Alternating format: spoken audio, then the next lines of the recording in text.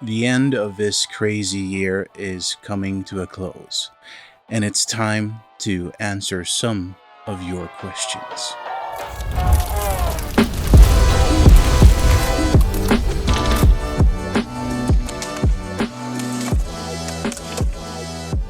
Hey good folks, my name is Leif, and I want to welcome you to my YouTube channel called Devs and Dice. Today I'm going to answer some of the questions the community asked me. Now, a good friend of mine, Shawn over at RFD Hobby, was planning to do a similar video, so we thought, why not combine our efforts? That way you're going to get twice the amount of answers, insights, and perspectives. Now, we had to do this during a late night for me and an early morning for Shawn, and I'm not gonna lie, this Q&A video is quite long. So I have split it up into chapters for your convenience. So let's get to the Q&A section of this video.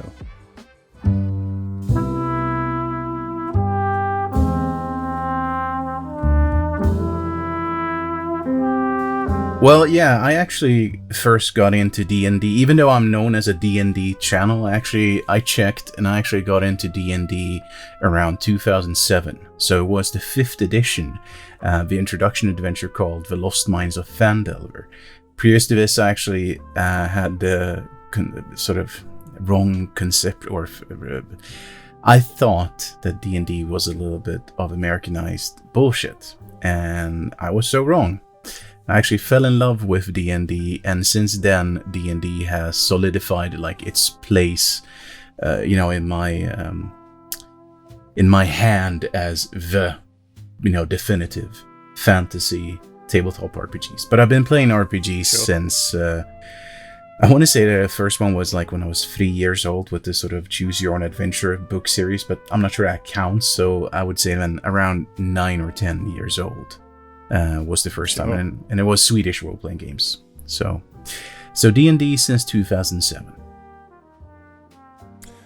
Well, that's interesting, because probably my first experience would have also been the Choose Your Own Adventure books. I mean, I used to love those as a kid. Beyond that, I think, we had the Hero Quest board game and expansions as a kid. I wish I still had that copy now.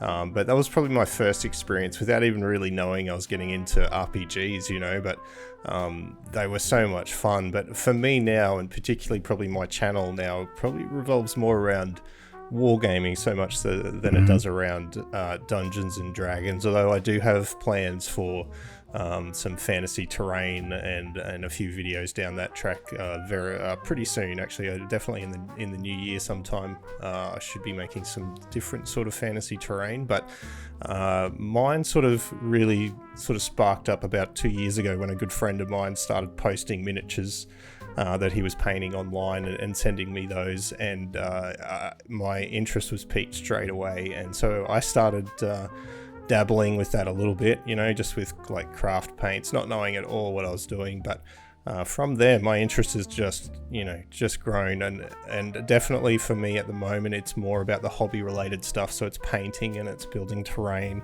I'm yet to have a proper game of tabletop wargaming as far as, Games Workshop stuff goes, but that's how I've got into it. And, that's how it's just grown, month on month, year on year in the last 2 years for me. So I love every part of it. So for me so far, everything is sort of very recent. But did you get into D&D through the painting and miniatures as well? Or, because for me it was recently. Yeah, okay. More recently for sure.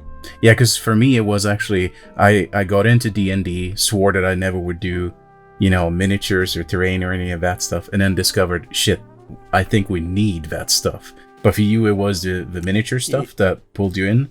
Originally? Yeah, for sure. I mean, I've dabbled over the years. I've had a couple of, dipped my toe into some D&D, online through Roll20 and stuff, but I've never finished a campaign. I mean, it's always interested me on some level, but now that I'm sort of on the creative side of it, as far as the terrain and miniatures go, I still...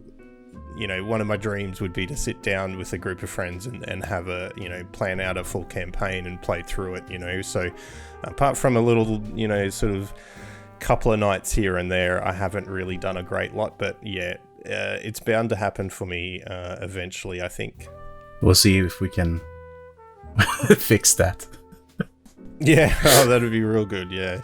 No, I know you've had a lot of experience, especially DMing. So, maybe one day. That would be awesome.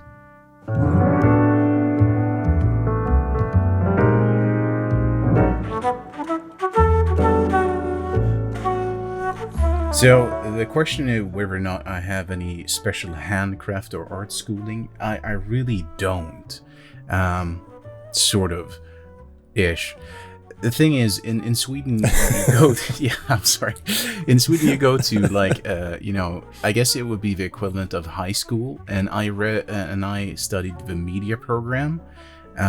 So in that sense, yes, I have editing, knowledge. I edited using VHS cassettes or Super VHS. Oh wow. Yeah, so You I mean, old.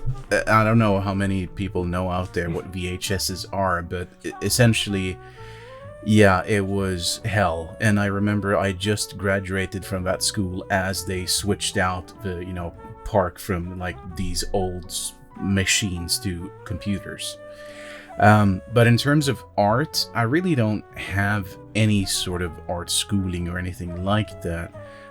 That being said, I have had one class-ish with miniature painting, and this was with Rogland, who's an excellent miniature painter, but more for display miniature painting. And like he takes probably hundreds of hours and so on to paint one mini, and he only like.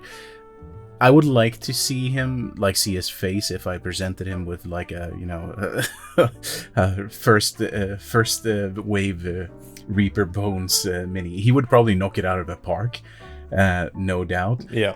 But at the same time, I know he deals with very good, detailed minis. And I had one date with him, and I was super scary. I was shaking, nervous,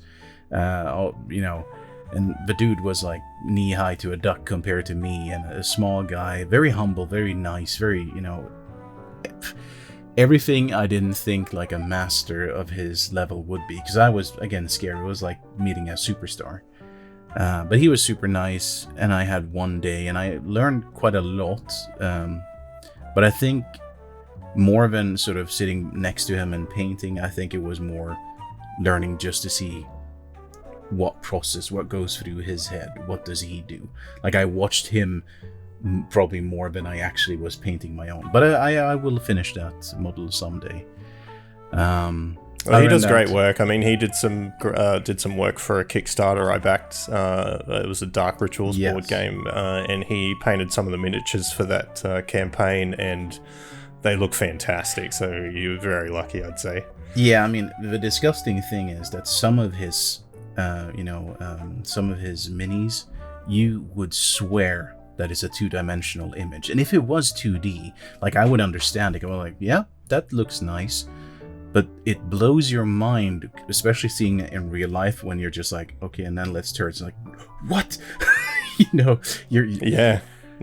So I think to answer the question, not really any sort of education per se. I always like to draw and stuff, but I'm not very good at it. And I think miniature painting, I guess I'm more about the techniques, but I am moving into a more sort of art side of things. But at the same time, I'm still on the fence whether or not I'm a gamer, war gamer, first and foremost, or like, do I want to become more of a, artist? I don't know, to be honest. I think I want to hit a good balance where it's like, you get as much or as good result as possible with at least amount of time. Because the thing is, it takes time to make these videos. What about you, Shawn? So you're self-taught, essentially, is what you're saying? I think so. Or YouTube thought, and looking at others taught. I'm pretty good with, I guess, paying attention to things and asking stupid questions, as I call it. So. Well, and I mean, you mentioned like learning off YouTube, and predominantly that's where as far as miniature painting, that's where everything comes from for me. So I've always had a sort of creative itch to scratch. Like I dabble in different hobbies. I love woodworking and wood burning and stuff, but I'd say very far from naturally talented. I'm the same. I can't really draw. Painting pictures is not really my thing either. But I do love to try new things and learn as much as I can. So as far as miniature painting goes, I do watch a fair bit of miniature painters to sort of, slowly take myself to each next level as far as that goes. So, I'm not the best, but I'm not the worst. But it's like everything just takes lots of practice. But as far as terrain goes, for me, it's I'm a bit the opposite. Like I like the idea of solving those problems. Like how am I going to make stairs? Like as an example, I'll just try to work out a way to get something that looks pretty decent. And with most things to do with terrain, it's the sum of the parts is greater than or the outcomes looks a lot better than each individual part. And that's what I'm trying to say, something along those lines. But No, you know what I mean. And I love to teach myself how to be better at terrain making, whereas I think with miniature painting, there's a lot to be learnt from people that are better than you at it. So, no formal training or classes for me at all, but just trial and error basically is the way I approach both of those elements of the hobby for sure. Yeah, I think it's interesting the way you said it, because I can agree to that in my head, painting a miniature for some reason seems more artistic, whereas making terrain seems more like solve problems, but in a creative way. Absolutely. And I agree with you. Like I really love that side of the craft as well. But it for some reason it definitely feels more like, okay, how am I gonna do this? Whereas there's still a veil of mysticism, at least for me, when it comes to miniature painting and how do you get to that level. I'm guessing it is thousands of hours. And you have to respect that it is there's so much to learn when it comes to miniature painting. Do you know what I mean? Like there's so many things I feel are and I think that's why I talked about levels for it, because I think there's so many things that are in the next level and the level above that and the level above that, you know what I mean, that require like I know you've been looking into color theories and stuff like that. Like that's an important element that one would argue requires some research behind before you can just do it. Do you know what I mean? Like before that's not necessarily a problem you can work out yourself without looking into the details of those things specifically. So for miniature painting you have to respect those people that are doing really well at it, that it has taken more than just practice. Like it is learned knowledge, I think on some level that takes you further and further in that hobby. So that's why I spend a bit of time when I do have time to paint miniatures. I do try to improve as I go, and that comes a lot from watching other YouTubers do it, Mm-hmm.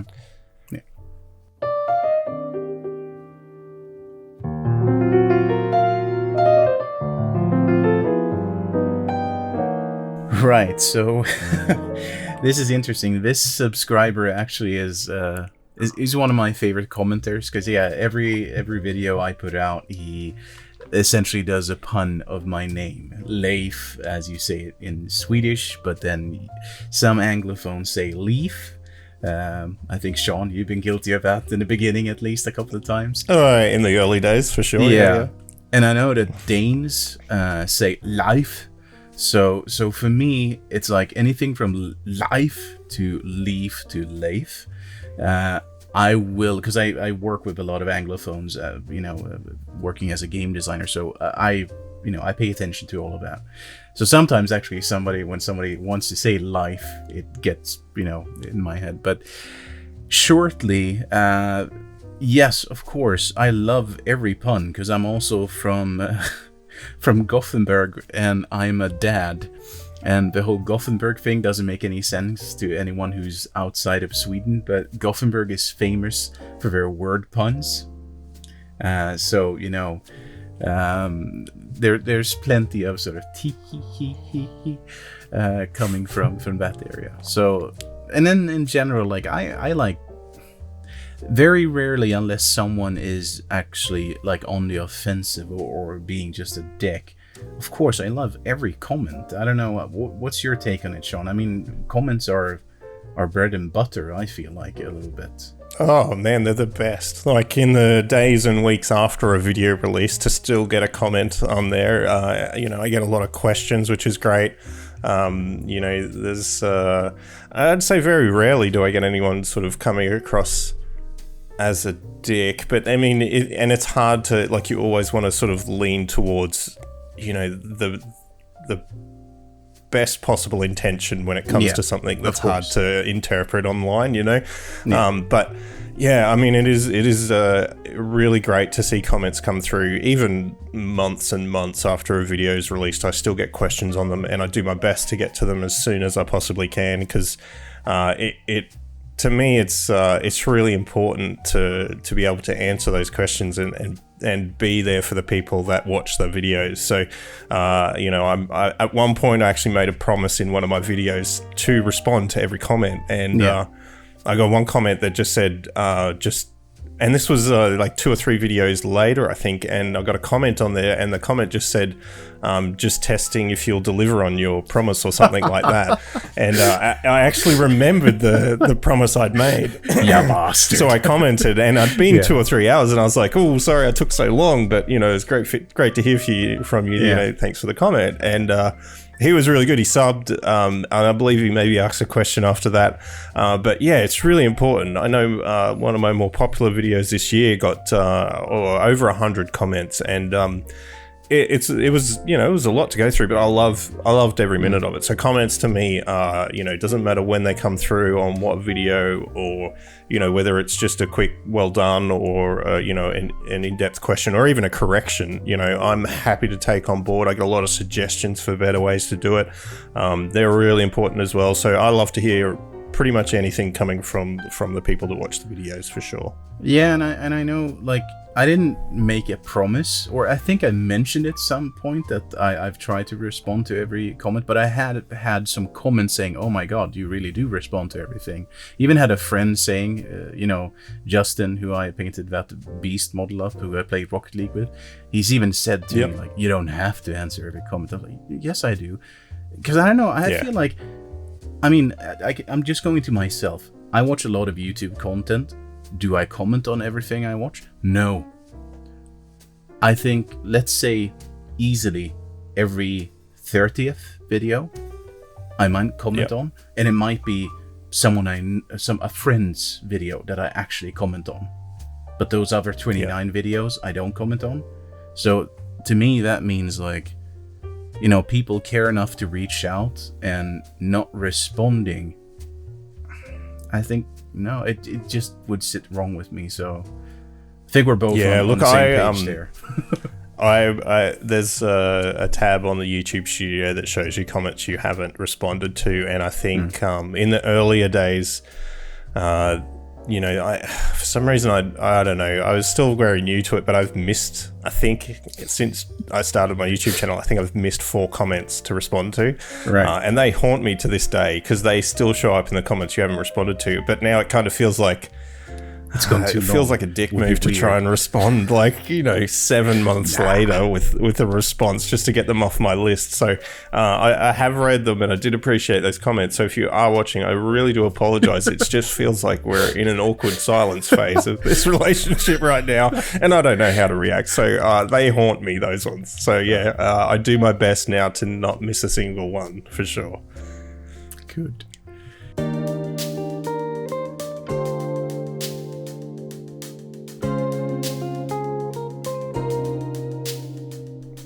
Okay, so I've only had a couple of requests come through. Most of my stuff is terrain, so the requests tend to be more generalized. I have had requests to try and build more levels, so more vertical terrain, or more vertically playable terrain pieces, which I've definitely tried to incorporate. We call that verticality. Verticality. Okay, well, if we want to get technical, sure. Oh, yeah. Apart from that, I think I have had a couple of requests through my Patreon members as well, which I'm still working on. I mean, I have a bit of a plan or a schedule for my channel as far as the videos. So I'm usually 4 to 6 weeks in front as far as my plan goes of what I want to release. So I do try to have relevant terrain following previous pieces, so it is a little bit tricky sometimes to incorporate those requests, but anything I've been requested for so far is still on my to-do list if I haven't already done it. But yeah, I mean, I do what I can with it. As far as painting requests, which is what I believe you probably get a little bit more of, being that you do a lot more painting on your channel, I haven't received any yet, so it's not too tricky for me. But how about you? I know you've had some in the past through your comments. Yeah, I mean, well, yeah, so I've had a lot when it comes to comments, it feels like. And it's a little bit of a double-edged sword. I do appreciate all of those, asks and, hey, can you do this, and this? But I've also noticed sometimes that I really have to be truthful to myself, that if I'm not passionate about painting it, then, you know what, it's gonna stay there with, half a base coat done, or something like that. So it is tricky. I want to, of course, please my audience as much as I can, but at the same time, sometimes it just, the passion isn't there. I don't feel it for this, mini. And then, and when it comes to like commissions or such, I've had, what is it now? Well, 3 commissions, and none of them I've actually, taken any money for, per se. I did the Beast for Justin, the little toy that was just like yay big. I did some, not so long ago, the what do you call it? Now of Warhammer 40k Space Hulk, the Terminators, and the Gene Stealers. Gene Stealers. Yeah. Yep. And then I finally got my first sort of terrain commission, which was the miniature giant Thors. And none of them I actually asked for money, but I mean, because these are friends and whatnot, and I would feel weird asking for money. But I did get, let's see here, that coffee maker that you can see right there, and it gives me excellent coffee, because they had like 4 of them or something. So it felt like what about a trade? Yeah. All right then.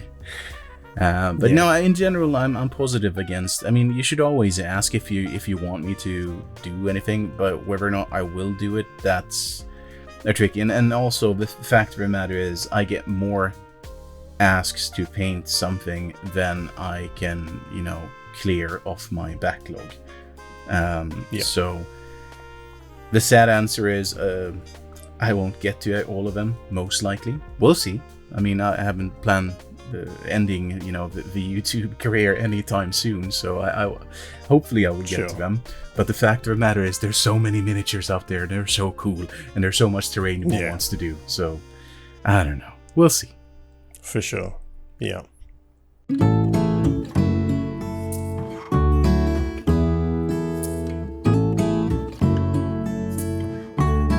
So this is a tricky question. If you had more time to hobby, what is a big project I would want to do? Well, it actually, it's not that tricky when I think about it, because I've literally thought about this, but it's not only time, it's also has to do with like the skills needed. So I'm a huge Lord of the Rings fan, and I love the trilogy, the movies, the Peter Jackson movies. And I think somewhere in my heart, I am something in between a hobbit, a dwarf, and like a rider of Rohan or something. We'll see. The longer the hair gets, the more rider of Rohan I get. So anyways, I would love to do a large diorama of Bag End. The problem for me is that even though I know today I could do it, I could technically do back-end today, but I want it to be to a certain level where, and I'm not there yet. I'm not there yet, by far. So in my head, it might be my, white whale that I never, get to do. We'll see. Sure. But for me... Well, I hope you do. I hope you do have a crack at it one day. Because I would have liked to have, like, the background, because, Hobbiton, all of that as well. And how the hell do you do that in some shape or form? If that is, backgrounds that you've painted or something, that might be it. But I would like to look at that and always, hear concerning hobbits, which I used to have as my wake-up signal on my cell phone, which I can tell you is not a good...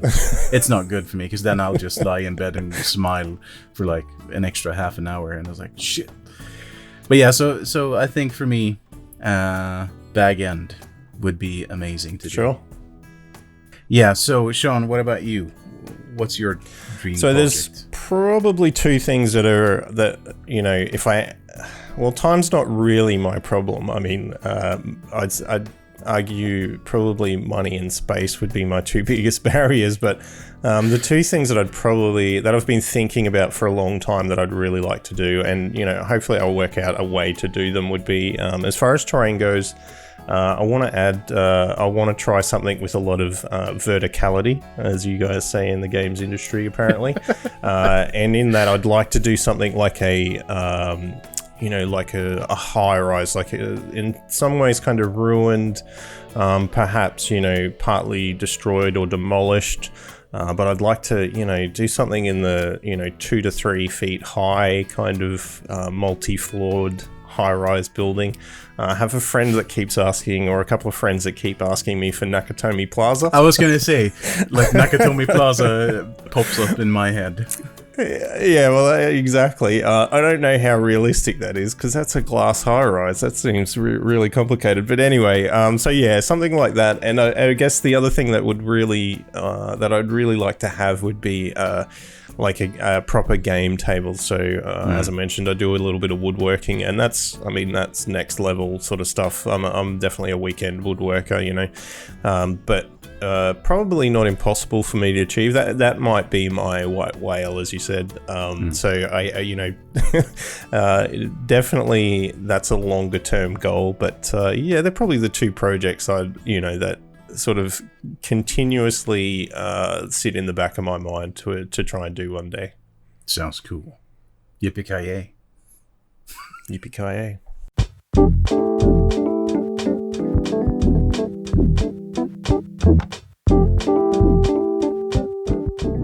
Right, so this one is a super good question, first off, because I'm sure that a lot of people out there are wondering the same thing.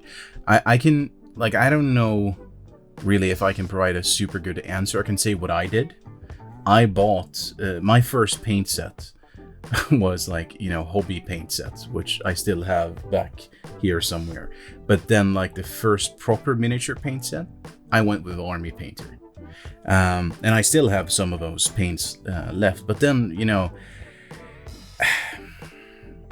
once you have that, you have essentially the entire package, I would say. If you have that, then you have pretty much everything you need to make good quality tabletop, minis easily. And also they have their system with washes and whatnot. So it's similar to Citadel has their system, Army Painter has their system.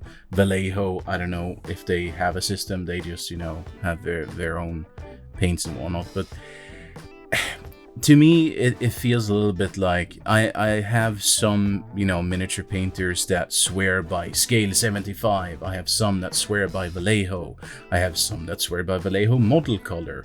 I have some that swear by Army Painter and Citadel and so on. So to me, I think you can't go wrong with a starter set from Army Painter, because it is a huge set. And you are covered. That being said, is it the best yellow in the industry? Probably not. but they might have the best. I still know that over in my friendly local game store, every time somebody asks for black, he's like, Army Painter black. There's the best black, better than Citadel, better than Vallejo. So I think it's depending also on what you want to do, because I had just now completed a speed paint using just Army Painter stuff, and it goes fast. Like, you remember we were on the phone, so to speak, and it within the hour I had knocked out a somewhat, like, I would say tabletop quality, mini. So I don't know. It surprised me, because usually you're at a mini for several hours. I was even surprised you finished that miniature. Normally it's we'll finish this one up on the next time we chat in a day or two. But no, that one was one session and you had it pretty much finished. Yeah. Yeah. So I it's difficult for me to say. I think it depends entirely on. So okay, let's try to boil this down. What do you want to paint? How much do you want to paint? Because if you get an Army Painter set, then you are set to paint armies, essentially. Do you just want to paint your D&D figure? Well, then probably get a smaller set. If that's Vallejo or Army Painter or Citadel, I don't know. Like, how does your wallet feel like after buying that? So it's tricky. I think you have to always sort of weigh, what are you going to do versus how much are you willing to pay for it. But Army Painter paints are not bad in any sense. Actually, I don't think of any of the paints we mentioned, any one of them are bad. Like, the only thing I would say with Citadel is, please don't buy a small Citadel set. Don't transfer it to bottles and, like, leave it to rot, because those pots are evil.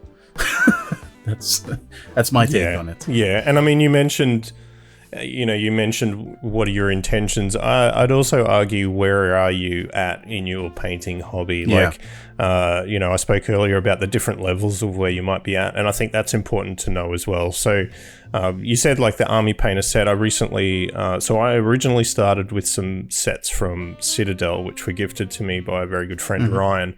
Now, that included some base colors, some layers, and also some washes.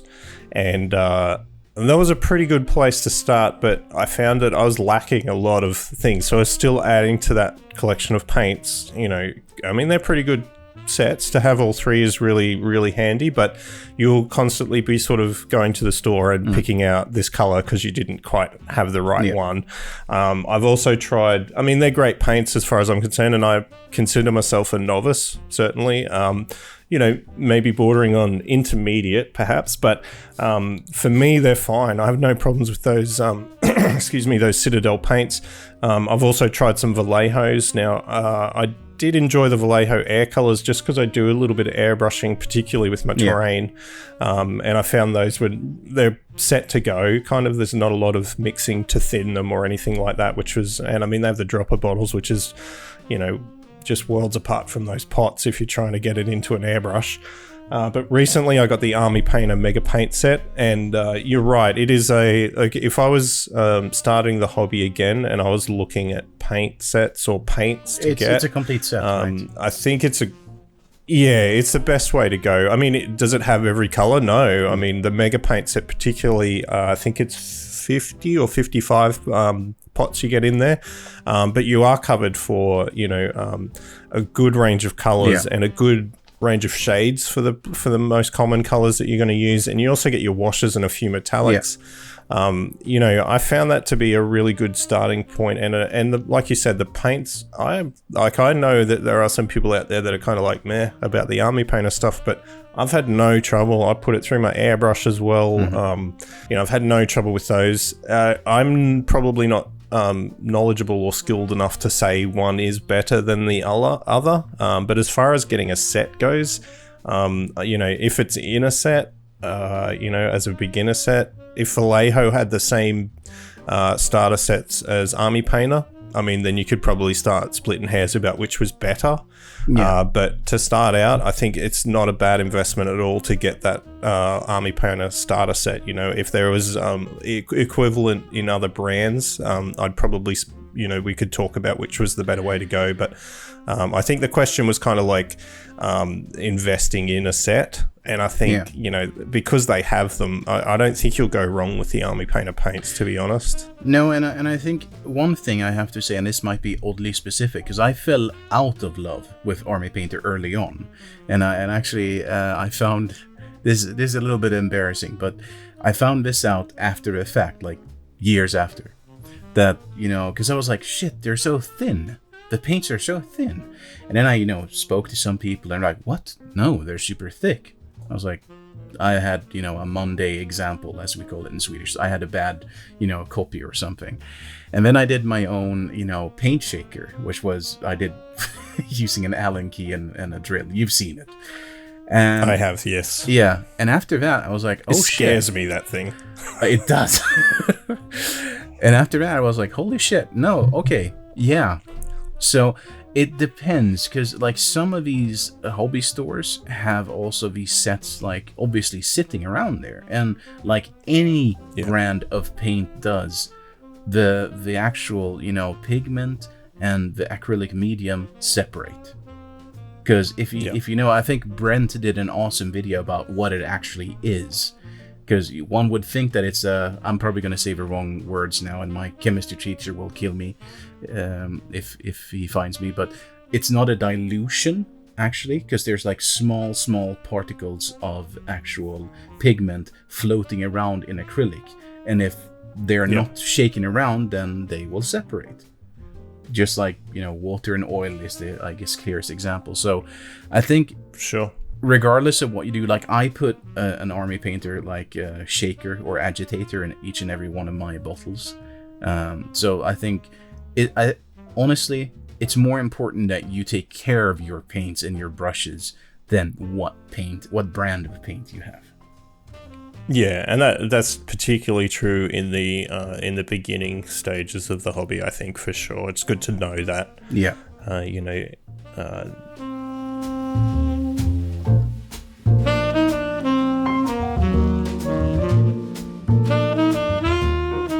Okay, so Airbrush.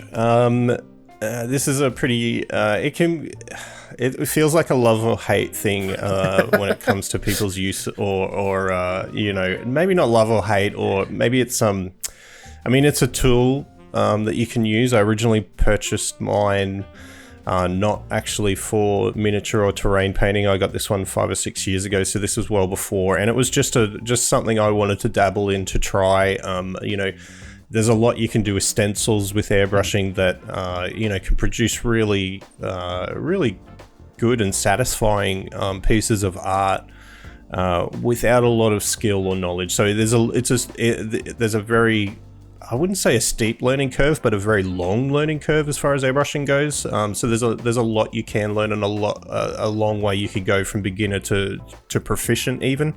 But I use mine a lot for my terrain pieces at this stage, just for putting down base coats and things like that. The coverage on it is really good, and it works great for me. I don't think it's an intermediate tool by any means. So if you're beginning out painting miniatures or terrain, or if you're just wanting to start something creative, I think the airbrush is a fantastic place to go. Like if you've got the money to spend on a decent compressor, a cheap airbrush will actually get you a long way before you really need to upgrade that.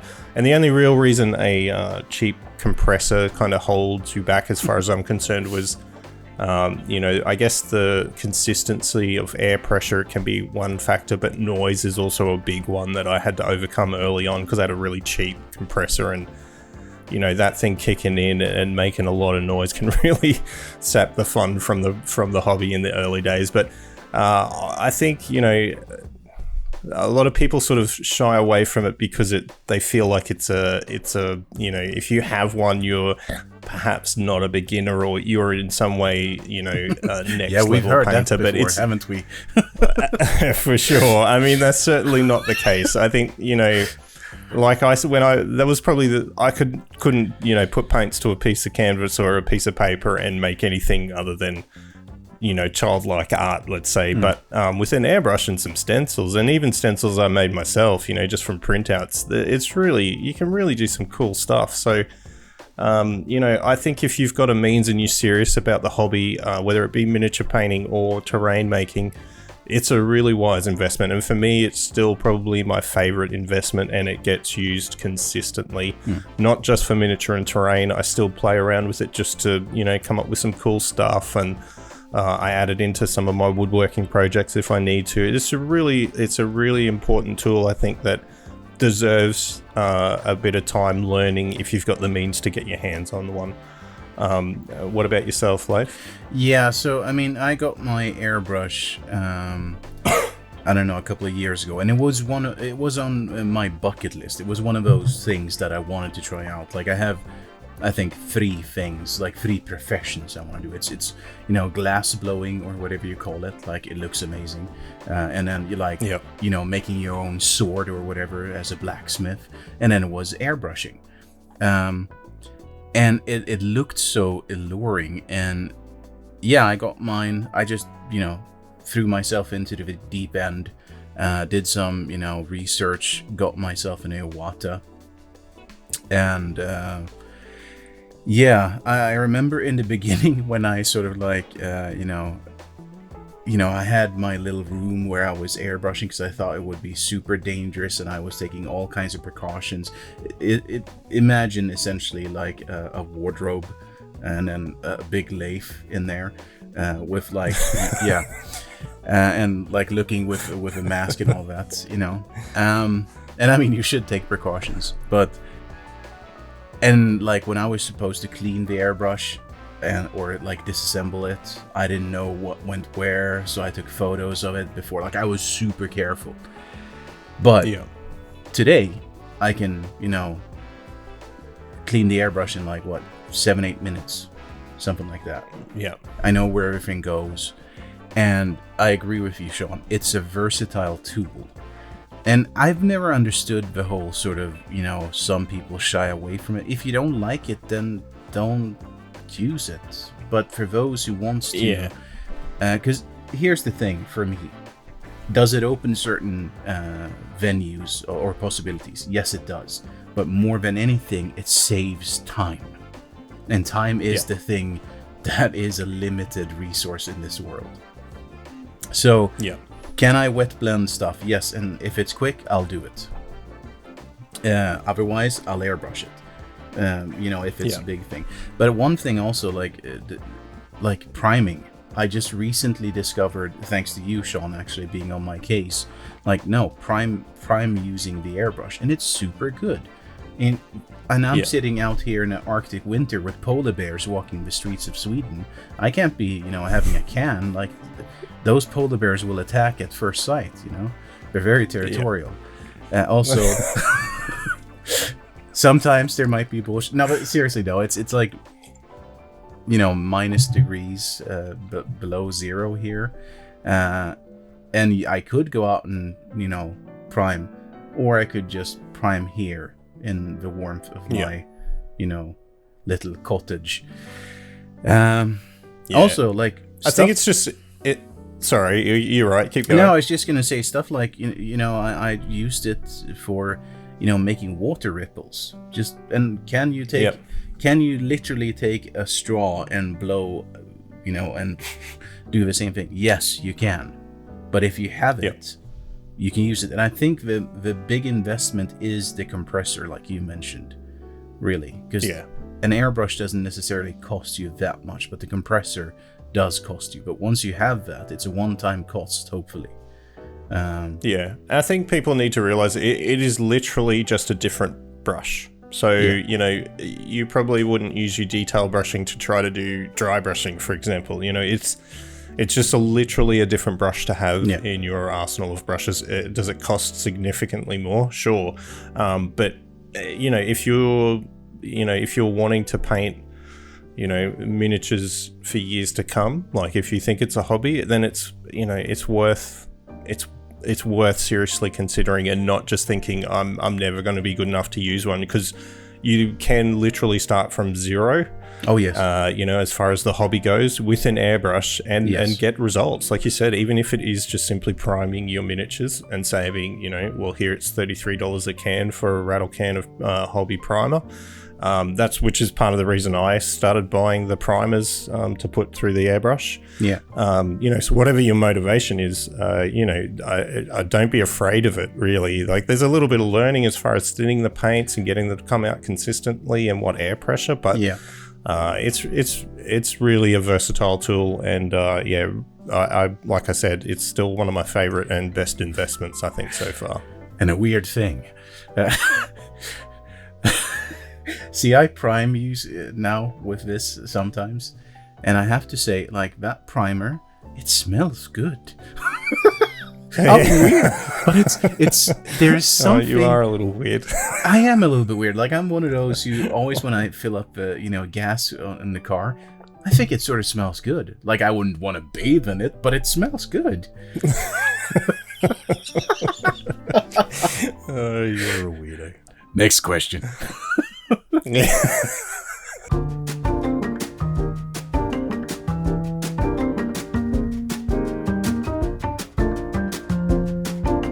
All right, so this question was actually one that I sort of came up with for Leif more specifically. I think, if time, money, and space was no issue, what would you do? And I think, or what would you add? Even including time, money, or space. For me, I think, obviously, this year money would have been pretty high on the list, but I don't want to go down that path. I think, one of the things I've always really wanted to sort of try, which is, really out of reach, and it's sort of only partially, I guess, related to the hobby, but it would be, dabbling with a laser cutter, I think, for me. Yes. I mean, I know a lot of people would go 3D printing can solve a lot of those problems for you, but, laser cutting, I think, a laser cutting machine, I think there's just, a lot of possibilities with that, and particularly when it comes to terrain and, some of the ideas I have in my head, just, some of them are pretty tough problems to solve, and I think if I could create my own templates and create my own put together pieces with a laser cutter or something similar, I think that would be a really fun thing for me to play with. I know there are some paper cutting machines out there, or vinyl cutting machines that are sort of middle of the road and a lot more attainable as far as expense goes. And I mean, that may be something that I'll look at, before I can, look at a laser cutter at all. But, and I've seen some people do some pretty cool stuff with those machines as well. So I think if it was up to me, that's probably where I would go, if I had no barriers to attaining one. I think that'd probably be my top of the list at the moment. I mean, this is probably going to be a working document, so to speak, so something that may change over time. But of course, I think for now, I'm still really curious about that sort of process and that, developing your own sort of templates and your own builds in that kind of environment. But like I said, this was a question that I was really curious about your answer, and I know that we haven't discussed this one previously, specifically because I was waiting for us to do this video. So what about yourself, Leif? Where would you go, mate? Yeah, so I mean, we've spoken actually about like laser, is it called laser cutters, or what is it called? Like, Yep. We have. That was a little while ago, but yes, we did.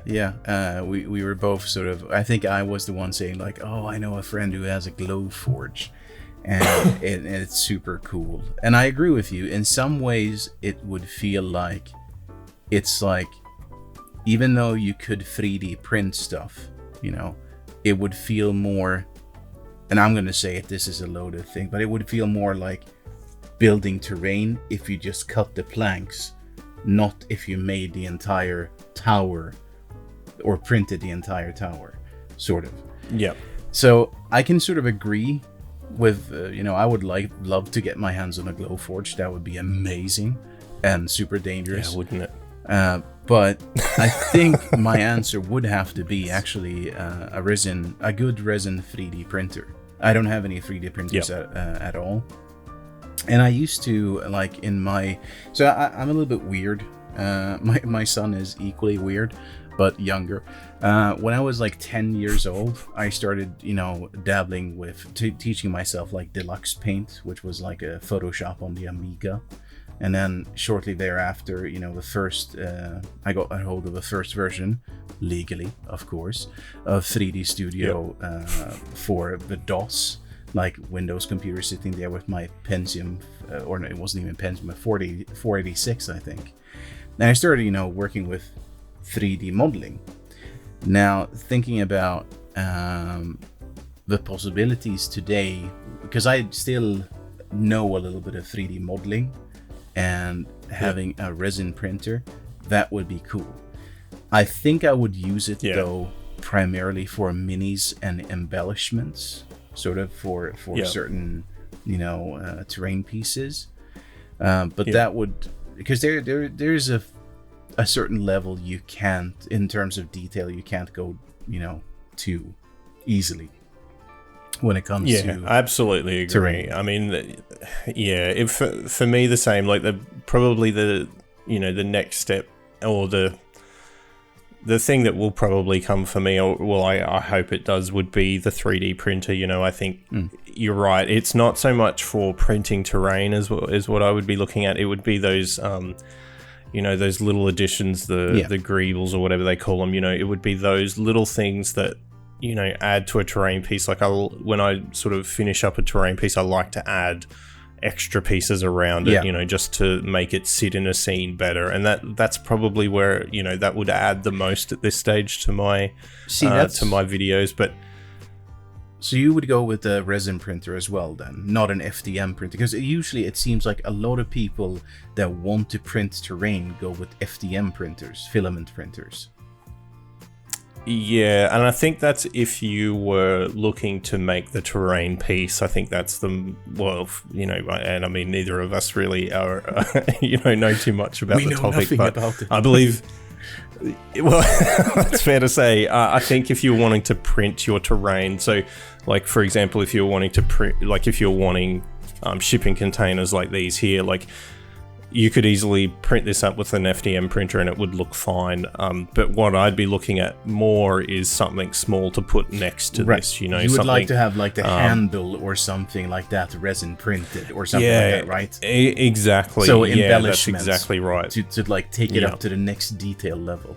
Yes, because I feel exactly. We're on the same level there, that we want something to push it further, not to replace the process, right? Exactly. That being said, a resin printer would be amazing to do like minis, because there's some minis that like, especially from D&D, that I've seen. There's so many talented modelers out there. And you remember we spoke about how Games Workshop, I've always sort of said that Games Workshop has when it comes to their proportions, they have a good sense of what makes things easier to paint. Whereas like WizKids love their monster models, but their humanoid models, a lot of them are, I feel like, too small scale. Like, I want my barbarian to have muscles that are like this big, because I'm half blind and an old man. I don't want it to be like So to me, it feels like that would open up a door as well, which would be super cool. Yeah, and I think as far as the terrain goes, and like you say, the miniatures, like for me, it would be easily adding in relevant like miniatures to the terrain pieces, or being able to add variation in the miniatures that I put with my terrain. So, I have a limited selection of miniatures that I can sort of choose from to display with my terrain, and that's definitely one of the things that I've noticed with the resin printing, is just the sheer variety of miniatures that you can sort of get your hands on easily, and that would be, for me, one of the big draw cards would be, do I want, more undead, or do I want sci-fi, or, futuristic, or Wild West, or, you can go out there and you can find the pieces that you want a lot more easily, and you don't need to, necessarily buy an entire board game or a full set. You can just get a few STL files and play around then with, scale and all sorts of things to really sort of make the difference. So I'd have to agree, like, while I'm primarily terrain, the amount of miniatures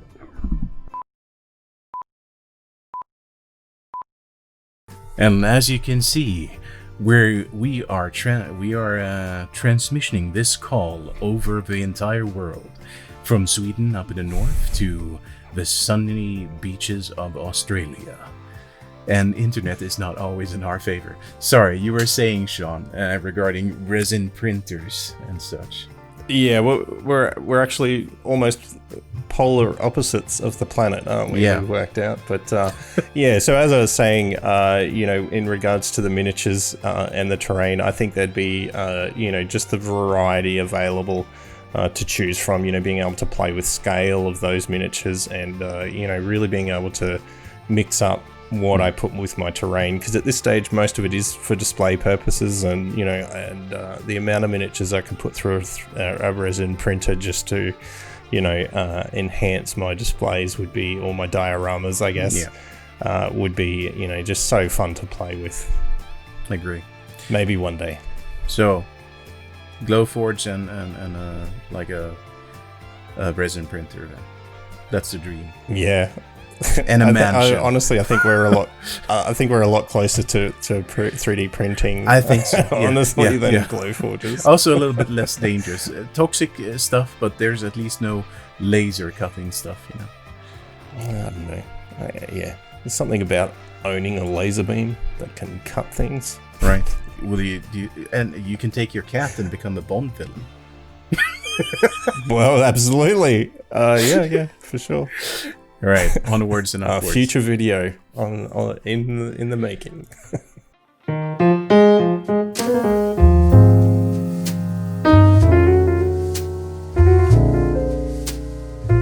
So, hidden gems. There's so many. There's a lot to choose from, and I don't give YouTube probably, or searching around YouTube enough to really do this without obviously missing other people's favorites or hidden gems themselves. But two channels that I have come across and I do watch quite regularly and get a lot from. The first one would be Origin Painting. So Evan over there, I know he's sort of picked up his channel a little bit recently as far as improving the quality, the audio, the voiceovers, stuff like that. I find his content really useful for me. I mean, I've watched his Space Marine painting videos, and I really enjoy them. They're on point as far as time. See, I and should have watchability, watched them before I painted my Space Marines. They would have been at least 200% better. I would say. Well, yeah, and I mean, there's a lot of. I mean, you could argue that there's a lot of more detail, or people putting in a lot more. Extra details to kind of get that not table ready, but those display miniatures with all kinds of weathering and battle damage and stuff like that. And I think Evan, for me, just puts in the right amount for me not to feel like it's impossible. Like, he's a really good painter, and he's really easy to watch what he does and feel like it's doable. And I really enjoy Evan's channel. I really like, he did a display, a little diorama showing off the founding factions of the Space Marines, which I really loved it. I thought it looked so good, and it just, it's one of those few videos I've come across where I was just like, I really want to do that. I really want to make, all those different Space Marines. I really want to try and paint that. And so I really enjoy Evan over there at Origin Painting. You should check him out. Also like Earhawks Minis. Now it's EARH0X.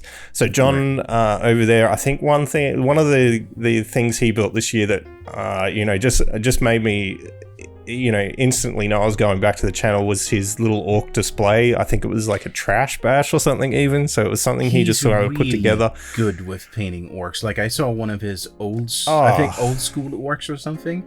And I commented on it, and I was like, it was really freaking good. Like, the display he did, like, I caught a little bit of a live stream where he's putting it together, and, it was really detailed, and when it was finished, it looked like like something you would buy, like literally the painting on it was just, like the build itself, fantastic. But when he painted it up, it just came together so well. I mean, I loved that build. It's still one of my favorites, I think, from this year. But they're definitely two channels that, you know, I found this year that really surprised me and, you know, I really enjoy. So just the quality of both of them, as far as, you know, what they're able to do, just, you know, I really enjoy them. So, yeah, check them out if you can, if you haven't already. What about yourself, Leif? Is there a couple that you could name and so the goal that you've was enjoyed here to this year? sort of say a couple of channels or so, like under 1,000 subs or so, and to me, like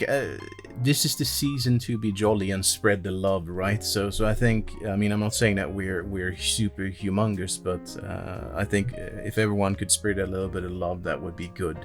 And there are two. Like you said, also, I probably missed some, so sorry for everyone who I missed. But there are two ones that really sort of stand out from the crowd. The first one is actually I was going to say a former subscriber of mine, but I think he still subscribes. But yeah, it's just kind of weird because I know he said that I inspired him to start YouTubing, but it's Mike from Paint to Life is the YouTube channel's name. Yep. He does, like, first and foremost, he is a machine. Like, I think I've tried to make one video a week, but it's tough with life and like COVID and everything. But I think he is on par with that. And not only does he actually paint the minis, it's for D&D most of the time, but he also like weaves a nice story or narrative around the minis. So it's quite entertaining to sort of watch his, you know, videos. And he does, I think, 2 a week, one which is more guided towards the actual painting process and one which is more the story or narrative around it. So, and I think we're going to have all of the channels linked in the description down below, so if anyone wants to check them out. Now, the second channel that popped quite recently up on my radar was a guy called Sebastian from Atmos Seeker. He runs, as far as I can tell, it seems to be a little bit newer channel, but he's an Aussie. He's a fellow Aussie, like yourself. Oh, good. I think. Shit, I might have just insulted him. Or I sometimes get dialects wrong, but I think he's from Australia. Sorry, Sebastian, in case. But yeah, he runs a channel where it really is in the name. He, I think, is looking for ways to bring the atmosphere at the D&D table up. So some of his videos might be about how do you get, like, you know, that cool sort of fog spreading out around your tabletop. Some of it might be like, hey, how would you go about, you know, streaming music and environmental ambience sound to your players in these times of COVID? How would you go about doing that? So it's quite good if you're a dungeon master, I would say, or if you're into D&D at all. And also, I have to say, with Sebastian, insane production quality. Like, it literally looks like he got canned from like a production company making his own, you know, I don't know, show in the basement, because he has lights and it's amazing. And it's very inspiring. Wow. So check. I haven't seen channels. Sebastian's channel yet, but I'll definitely have to check it out. I know I've checked out Mike. I mean, as you said, he tells us a story, and there's been a couple that have just popped up on my feed that I've just watched because I wanted to hear more about it. I think Diablo was one of them. Yes. And he's really good at weaving a quick and you can tell that he's a dungeon master. Interesting story. You can tell that he's a dungeon master. Yeah. Yeah, for sure. He's good at storytelling, there's no doubt. But I will check out Sebastian for sure. Yeah, both of them are super cool, and I agree with your choices as well. And again, I think these are the choices that, at least for me, stands out as people who have insane quality and their subs don't reflect that, or that, you know, and or put in the amount of work, to be honest. Like I said, Mike puts me to shame. he's a machine. And it's hard to pick. Like, I mean, we've got a couple there, but I mean, it's really hard to pick. There's a lot of people out there doing, a lot of work for their channel that aren't sort of getting that, recognition that they probably deserve. So, it's not to say that these are better than the rest as far as, because there's so many good creators out there. But, for my two picks, they're definitely two that stick in my mind and that, I found really helpful this year for sure. Agreed.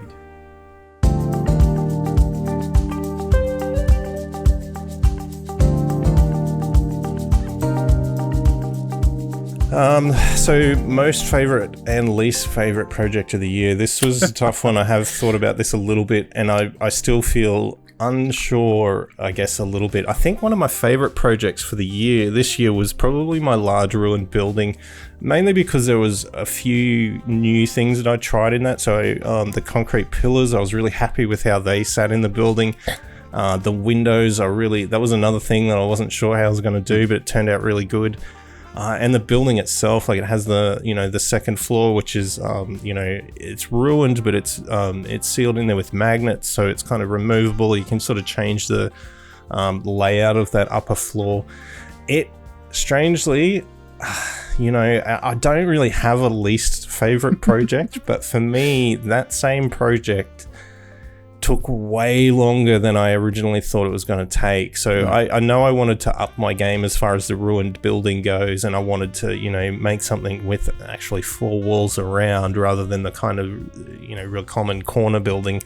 But you know what? I totally underestimated that build when I started it. And I think it was kind of that sense of, she'll be right. I'll sort the window problem out as I get to it. Or, it was kind of adding in more things. Like, I had no idea when I started I wanted magnetic upper floor there, even the rubble piles. Like, every time I sort of got to a point where I was close to thinking this is all the elements to it, I kept adding, like, rubble piles in the building or around the building would really help set it off. And I mean, I think I don't think I ever got, completely bored with the project or in any way sort of unhappy with it, but I think it was one of those projects that I thought, a couple of weeks I'll have this one finished, and it would have been at least 4 to 6 weeks working on that one. And I mean, it like I said, it's still my favorite project for the year for a lot of reasons, but I think as far as underestimating a project, that would be one of my big ones. I think there's probably a few videos at the start of my YouTubing that, I wish probably were better, or I could have done a lot better in time or pacing, or at least audio quality. Like, there's so many things when you start out, and I really had very little knowledge with my YouTubing at the beginning. So and I've still got a long way to go now, but I think no regrets for sure. And I mean, if my least favorite project is that because of those reasons, then it's been a really good year for me, and I'm really happy with all my builds. So it was a real hard one to pick the least. What about yourself, Leif? Yeah, so this is again, tricky question. I would say favorites. It's harder to pick a favorite than it is for me to pick a least favorite. Like, for me, the favorites somehow, even though I love making terrain, I really love it. I love, like, the hills I did. I love the river tiles that I did. Yeah, you had some great ones, man. You had some really good videos this year. And I'm super happy with those. But I think the thing that really put me in the right course was actually when I did the 5-part dragon videos. So I'm gonna cheat a little bit and say these 5 dragon videos that I did, because I did them consecutively, week after week. Yep. And I think one might think, well, that's not terrain. Well, actually, because the thing that I focused mostly on was their bases, and I really wanted to challenge myself to, like, knock it out of the park when it comes to the bases, like, make it look like their home. So, and I think I'm still today there in my display case, and still today when I look at them, I feel a sense of pride. So I have to say that the dragons were probably my most favorite, because it was my first really trying hard, I feel like. Yeah. But it showed. I mean, they were really good quality. I know you had a lot of people kind of responding to those bases in the comments when, technically probably the dragon is meant to be the, the focal point. But, I mean, they were, I know we were talking at the time you're doing those videos, and I know that it wasn't just doing a different base, it was doing the right setting for each dragon. And I think it's that kind of thought into those videos that, and I mean the amount of time and detail you put into them that really, for me, that it was a great series to watch, I have to say. And I know I even have friends that have painted dragons based on those videos, so I think it had a big impact too. And I think that was also the thing. I think that was the first series of videos where I somehow reached out to a lot more people. And because I've had some people like, at me and like, oh, I did this based on Leif over at Devs and Dice, and that's super fun because ultimately I think the reason why I'm putting stuff out, and I think probably for you as well, is because there is a side of you that wants to, and like we can see, we had some issues with internet again. Oh, well, the last thing I got was, there is a side of me that wants to. Yeah, so I was like, wants to what? As I was saying, the what, Leif?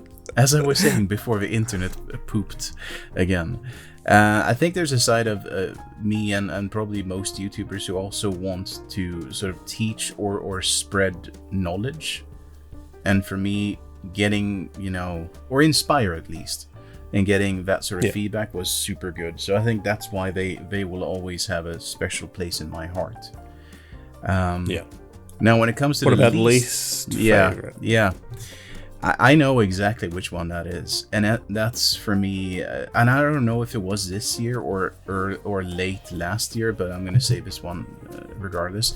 It was the Squig collaboration thing. I don't know. Oh, really? Yeah, that surprises me because that was quite. I remember watching all of those videos. Like, this is the first time I've seen a collaboration where I've bounced between so many different channels to follow up on each person's interpretation. I really enjoyed that series. Yeah, no, I mean the series was super good and everything like that, but to me, I felt like my effort wasn't good enough. I look at it today, and I actually. One could say strip it, paint it again, but I've actually gotten myself another set of the squigs. That's a better way to go. Revenge is on. In the future, the Viking will paint those again. I look forward to seeing it. I have a rematch to do against those squigs, and I might do three color. I don't know, but regardless, I didn't feel like it came out right. My choice of colors also wasn't smart. Sure. Well, yeah, and I mean that comes from, like you said, you've been looking into color theory a little bit more, so I guess that's that's acquired knowledge that's definitely handy for a 3-color challenge. But I look forward to it. It definitely didn't come across in the video like that when I didn't see that was a lack of effort or so I didn't see what you saw, but I mean, we're always more critical of our own work, aren't we? Yeah, I think so.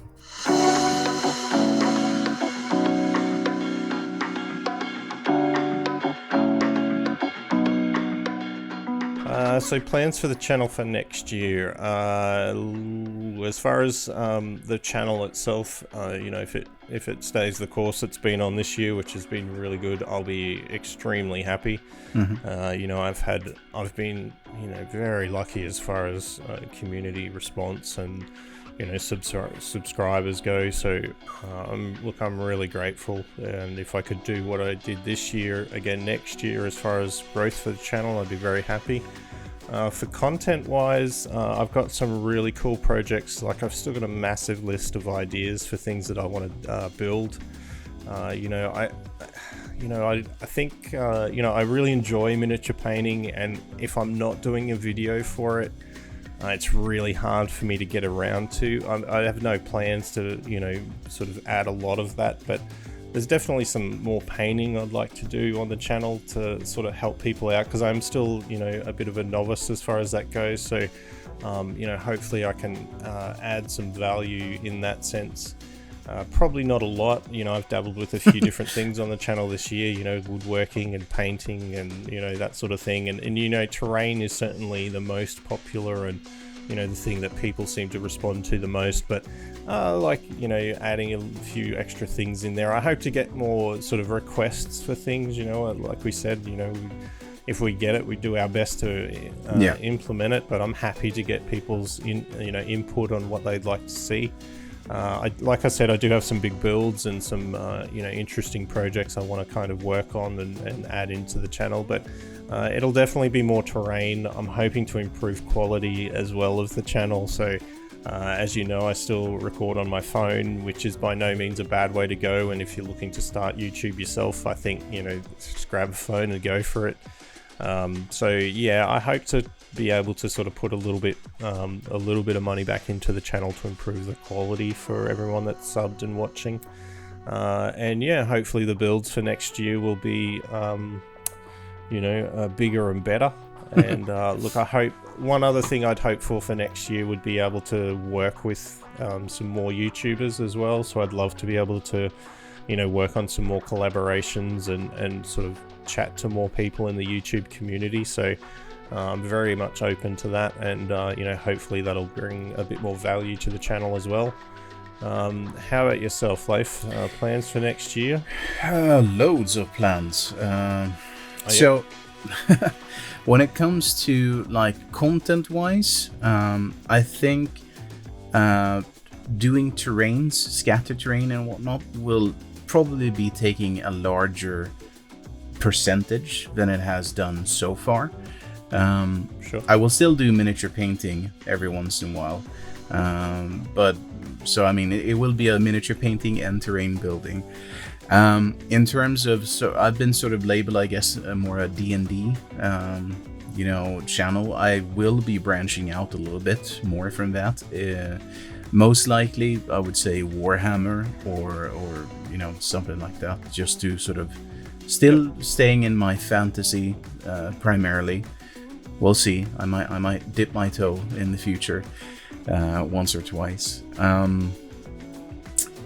And then in terms of a channel, well, yeah, I mean, this channel has actually been going on since 2017. Actually, since when I started playing D&D,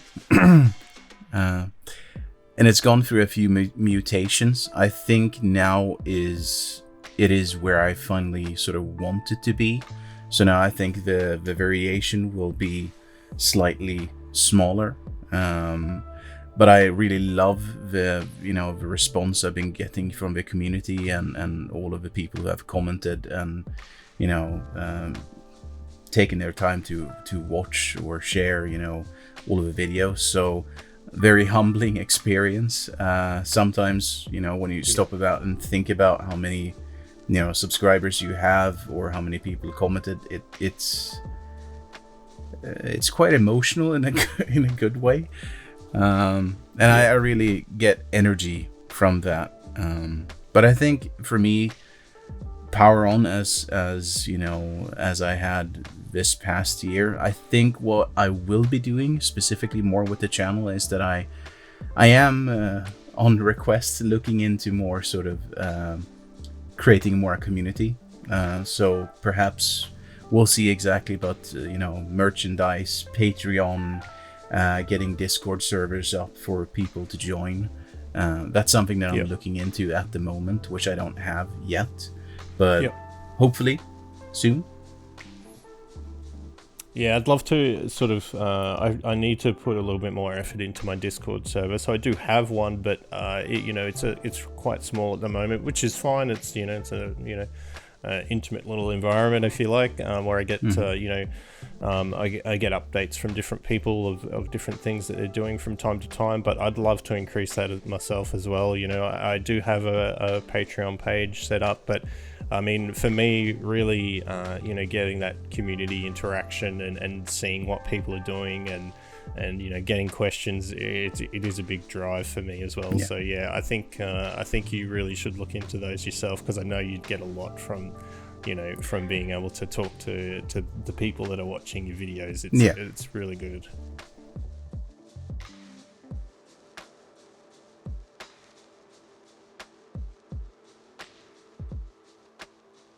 Well, with that, I think it's that's everything we had sort of down on paper for this video, and it's probably going to go a little longer than we originally anticipated, but hopefully the content is interesting for people. And I really enjoyed doing this with you, Leif, and I'd love to do another one down the track. So if anyone out there is keen to know more or has any more questions, I know. From my side, at least, there were actually no questions when I asked my community for them. Which maybe I'm just not as mysterious as I thought. So I'm fine with that. That's okay. We have. Are you saying I'm mysterious? Things to talk about. In some ways, for sure. It could be just that you're Swedish, and that right. That's mysterious to me, or mysterious enough. But yeah, no, look, I'm really glad that we were able to work on this video together. I know we both had similar ideas of this kind of thing individually for our channels this year, but I think doing it together, I think, is a lot of value for certainly for my community if they haven't come across your channel before. So I would highly recommend anyone that's been watching my videos and find them enjoyable to check Leif's out, because his terrain is just next level for sure. And excuse me, same to go with his painting. It's really helpful and fantastic stuff. I look forward to getting into some fantasy terrain myself next year, and I'll definitely be using some of the tips and tricks from your channel to help make those builds a bit better. So I'm really grateful to be able to do this video with you today, Leif, so thanks very much. Thank you, but dude, you have to warn me before you embarrass me like this. I'm this close to starting to blush here. Nice. That's good. This is unplanned. For fuck's sake. No, but I mean,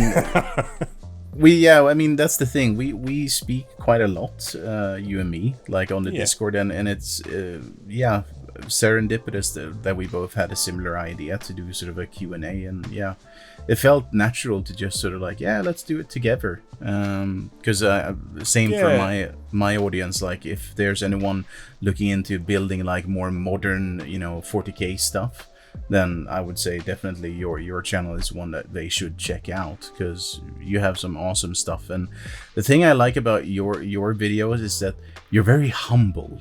Like there's no rock and roll, flashy bullshit. Not that, I mean, I don't think anyone's accused me of being rock and roll. No, but that's what I'm saying. Like and I honestly, this is what I told you in the beginning. Your videos are, very honest. They're direct. There's no, fuss about them. Here's what you do. Here's how you achieve an awesome result. And there's like very little, what do you call it? Like white noise, There's very little, Sure. other stuff trying to take your attention. It feels very, very good to go into one of those videos, very safe, and you'll know that you'll end up with a good result because you have all of the information presented. And I mean, I appreciate any feedback, whether it's from yourself or from the community. You should add more rock and roll. Or more rock and roll, right? No worries. No. I think your videos are I'm going to achieve that. Probably some of that comes from my,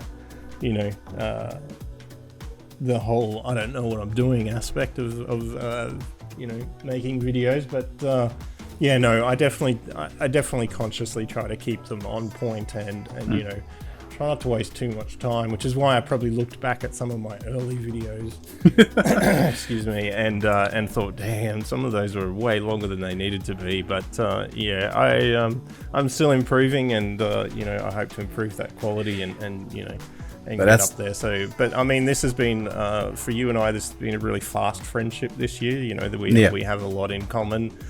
Even though we are, a world apart, and it's been a real fun,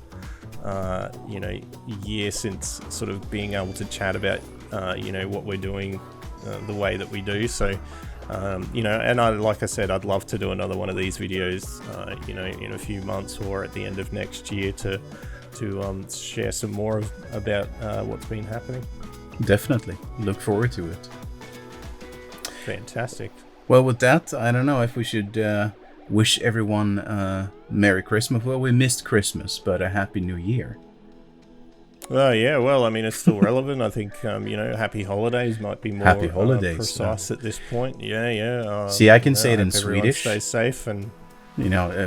God Jul, Gott Nytt År, God Fortsättning. See, none of that made any sense to you, right? Good Christmas, Good New Year, and Happy Continuation. Sure.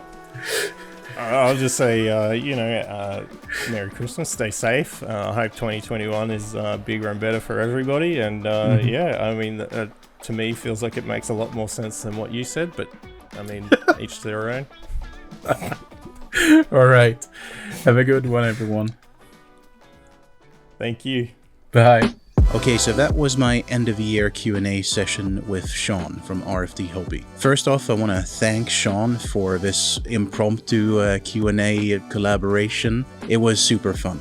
I also want to take this opportunity to thank all of you out there for supporting me throughout the year. For me, this year has been somewhat rough, as I'm sure it has been for most people out there. But through these difficult times, you, the community, have always, believed in me and sort of helped me up even when I've doubted myself. My channel has also experienced some growth. Actually, it's been insane. I started this year with 500 subscribers, and it looks like we're currently closing in on 4,500 subscribers by the end of this year. Which, that's crazy. But the interactions and comments from all you fine folk has really kept me going this year. I just want to say thank you from the bottom of my heart. I am sure that I could not have gone through this year the way I did without your constant support and, love. Now, looking forward to 2021. I hope that the channel continues to grow and the community around it. For my sake, I already have some plans set in motion which will enable people to interact with me in a more easy way, but also hopefully foster the community. This should happen sometime early next year. So with that, I want to thank you again for all of your wonderful support this past year. I wish you a happy holidays, and I will see you in the next year. Lots of love.